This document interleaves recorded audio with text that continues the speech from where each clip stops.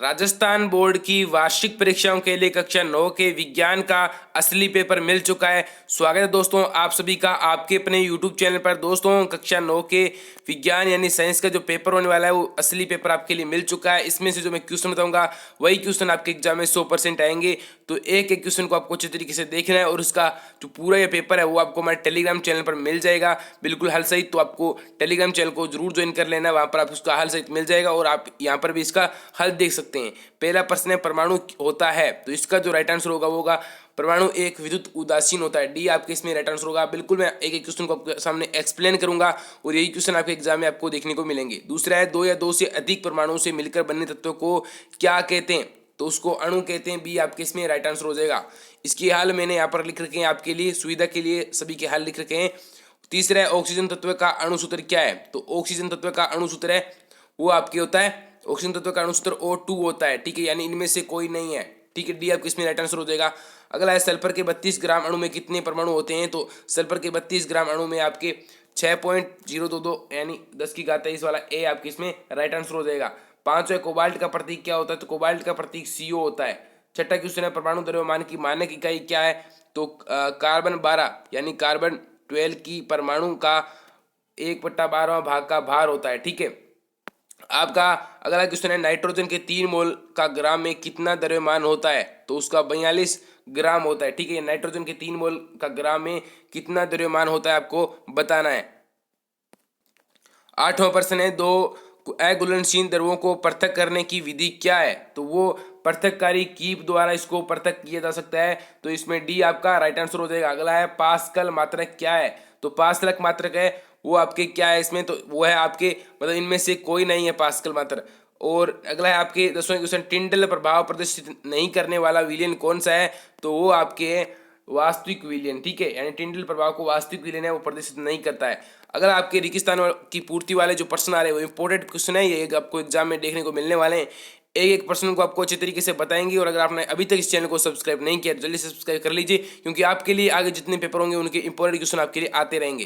पहला है आपके लिए शुद्ध जल का जो है क्वथनांक क्या होता है, तो वो आपके 373 डिग्री यानी होता है। ठीक है, और अगला आपके शुद्ध कॉपर प्राप्त करने की विधि क्या है, तो वो आपके मतलब क्रिस्टलीकरण की विधि है, उसके द्वारा शुद्ध कॉपर प्राप्त कर सकते हैं। अगला आपके पदार्थों के एक मोल का द्रव्यमान उसका मोलर द्रव्यमान कहलाता है। ठीक है, मोलर द्रव्यमान कहलाता है। अगर आपका IUPAC का पूरा नाम क्या है, international union of pure and applied chemistry. आपको ये बिल्कुल याद करना है, इंपॉर्टेंट आपके एग्जाम के लिए अभी के लिए और आगे जो भी एग्जाम होंगे आपके लिए साइंस से संबंधित उनमें ये क्वेश्चन पक्का पूछा जाता है। अगला आपका 500 पदार्थों की कितनी अवस्थाएं होती है, तो 3 अवस्थाएं होती है, ठोस द्रव और गैस। ठीक है, अगला आपका छठा क्वेश्चन पदार्थ का एक स्थान से दूसरे स्थान की ओर जाना क्या कहलाता है, विसरण कहलाता है। बिल्कुल इंपॉर्टेंट क्वेश्चन है, एग्जाम में 100% देखने को मिलेगा। इन क्वेश्चनों को आपको अच्छी तरीके से रट लेना है। अगले जो आपके क्वेश्चन है वो आपके प्रश्नों के उत्तर आपको 10 से 20 शब्दों में और 40 से 50 शब्दों में और अलग अलग प्रकार से देने हैं। तत्व किन्हें कहते हैं पहला प्रश्न है, और इन शब्द का प्रयोग है सर्वप्रथम किसने कब किया था। बिल्कुल आपकी ये क्वेश्चन आपने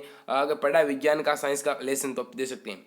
शब्द विलयन किसे कहते हैं, समांगी मिश्रण और विषमांगी मिश्रण के उदाहरण सहित अंतर स्पष्ट करना है आपको। समांगी मिश्रण क्या होता है, विषमांगी मिश्रण क्या होता है, मतलब इस मिश्रण को अलग अलग प्रकारों में विभाजित करके उनके उदाहरण देखिए आपको बताना है। अगला है आपके विलयन की सांद्रता से क्या आशय, वो आपको मतलब किसी चीज की सांद्रता से क्या आशय है। ऑक्सीजन और नाइट्रोजन के क्वथनांक आपको लिखने। अगला आपके यौगिक किसे कहते हैं और तत्व और यौगिक में क्या अंतर है आपको लिखना है। टिंडल प्रभाव से आप क्या समझते हैं। इन क्वेश्चनों के मैं आंसर आपको अलग से टेलीग्राम चैनल पर उपलब्ध करा दूंगा, तो आपको इन क्वेश्चनों को अपनी कॉपी में एक बार नोट कर लेना है और आपको अगर आप ढूंढ सकते हो किताब में से तो बुक में से आप इन प्रश्नों को ढूंढकर इनके आंसरों को ढूंढकर गाइड में से आपको पढ़ लेना है। 100% क्वेश्चन आपके यही क्वेश्चन आपके एग्जाम में मिलने वाले हैं। अगला है मान लीजिए आपको एक विलयन दिया गया है, तो आप है उसे किस प्रकार सिद्ध करेंगे कि यह दिया गया जो विलयन है वो कोलाइडी विलयन है या वास्तविक विलयन, तो किस प्रकार सिद्ध करेंगे उस प्रयोग को आपको यहाँ पर लिखना है। अगला आपका जो है पृथक्करण विधि का एक सिद्धांत लिखना है आपको। उससे अगला प्रश्न है डोल्टर के परमाणु सिद्धांत की आपको संक्षिप्त में व्याख्या करनी है। बिल्कुल इंपॉर्टेंट क्वेश्चन है ये, 10वां क्वेश्चन, और ये क्वेश्चन आपके इंपॉर्टेंट एग्जाम में मिलने वाला है। अगला है गलनांक और क्वथनांक की आपको जो है परिभाषा लिखनी है। उससे अगला क्वेश्चन है विलयन, निलंबन और कोलाइड तीनों एक दूसरे से भिन्न क्यों है आपको लिखना है। 13 क्वेश्चन है भौतिक परिवर्तन और रासायनिक परिवर्तन के बीच आपको विभेद करना है। प्रत्येक के 3-3 आपको उदाहरण देने हैं। भौतिक परिवर्तन किसे कहते हैं, जैसे कि जिससे परिवर्तन से उसकी भौतिक अवस्था में ही परिवर्तन हो, अवस्था छोटी या बड़ी हो सकती है तो उसे भौतिक परिवर्तन कहते हैं। रासायनिक परिवर्तन में उसका एक नया पदार्थ बनता है और उसकी अभिक्रिया से एक नया पदार्थ बनता है, एक नए उत्पाद का निर्माण होता है और जो पहले वाला उत्पाद होता है उस पर अभिक्रिया हो जाती है। यानी भौतिक परिवर्तन का उदाहरण हो गया कागज फटना। रासायनिक परिवर्तन का हो गया जैसे दूध से दही जमना, यानी पहले वाले दूध का कोई बाद में प्रभाव नहीं रहता है। इस प्रकार आपको इनको समझाना है। अगला है द्रव्यमान संरक्षण के नियम और स्थिर अनुपात के नियम को आपको समझाना है। बिल्कुल इंपॉर्टेंट क्वेश्चन है, अपनी कॉपी में आपको इन क्वेश्चनों को नोट कर लेना है और आपको इनकी त्रिज्या मीटर में व्यक्त करनी है। जल अणु की त्रिज्या कितनी होती है और हाइड्रोजन की है वो त्रिज्या यानी आर कितनी होती है। यानी एक आपको त्रिज्या तो पता ही होगी, जैसे कि आपके एक ये गोला होता है, उस गोले के एक व्यास होता है, उस व्यास की जो आधी चीज होती है उसे त्रिज्या कहते हैं, जो आर से मापी जाती है। उसी के साथ 16 क्वेश्चन है किसी पदार्थ के 1 मोल में विशिष्ट परमाणु की संख्या का मान ज्ञात किस प्रकार से किया जाता है। इंपॉर्टेंट क्वेश्चन है, 100% आपके एग्जाम में आएंगे। और पदार्थों के पृथक्करण की प्रमुख विधियों के नाम लिखते हुए उनकी किन्हीं 4 विधियों को संक्षिप्त में समझाना है। द्रव्यमान आयतन और घनत्व के संबंध में बताना है और निम्नलिखित में इसका पूरा नाम लिखना है, जैसे कि सीएनजी यानी सह पंडित प्राकृतिक गैस। ठीक है, आपको लिखना है सेंट्रल जो है नेचुरल गैस। उसी के साथ एलपीजी यानी लिक्विड पेट्रोलियम गैस, यानी आपके लिक्विड पेट्रोलियम गैस, इसको लिखना है। वाष्पन की गुप्त ऊष्मा क्या है, पदार्थों के कणों की क्या विशेषताएं होती है समझाना है आपको। पदार्थ के विभिन्न अवस्थाओं में होने वाले गुणों को सारणी के माध्यम से संक्षिप्त समझाना है आपको। जो चित्र दिए गए A B C D E और एफ की अवस्था परिवर्तन को नामांकित करना है। बिल्कुल इस प्रकार से आपका जो प्रश्न दिया गया है इस प्रकार से उसको समांगी मिश्रण और विषमांगी मिश्रण की स्थिति को आपको चित्र द्वारा समझाना है और तत्वों की संयोजकता सारणी भी लिखनी है। मोल क्या है और आयन क्या है, बिल्कुल ये सभी प्रश्न इंपॉर्टेंट है, इन क्वेश्चनों को आपको याद करना है। अगला है H2O का जल का सूत्र है, ये सूत्र और क्या प्रदर्शित करता है बिल्कुल आपको ये बताना है। वो अगले आपके 2 उदाहरणों द्वारा समझाइए कि चीनी का विलीन है वो एक मिश्रण है। उसी के साथ अगले जो 30वां प्रश्न है, वेरी वेरी इंपॉर्टेंट क्वेश्चन है, आपको इन पर टिप्पणी लिखनी है किन्हीं 5 पर, जैसे कि निलंबन क्या होता है, समस्थानी क्या होता है, अपकेंद्रण क्या होता है, रासायनिक परिवर्तन क्या होता है और मौल संक्रमण क्या होती है, यौगिक क्या होता है, सांद्र विलयन क्या होता है। तो इस प्रकार से आपको इनकी इंपॉर्टेंट लिखनी है।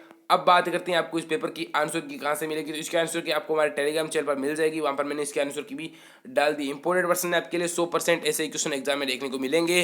कक्षा 9वीं का विज्ञान का पेपर, वार्षिक परीक्षा का विज्ञान का जो पेपर है, बिल्कुल 100% यही पेपर आने वाला है। तो इस पेपर को अच्छी तरीके से याद करना है और इस चैनल को आपने अभी तक सब्सक्राइब नहीं किया है तो सब्सक्राइब जरूर करें। थैंक्स फॉर आपने इस वीडियो को इतना देखा। तो मिलते हैं अगले वीडियो में, तब तक के लिए जय हिंद जय भारत।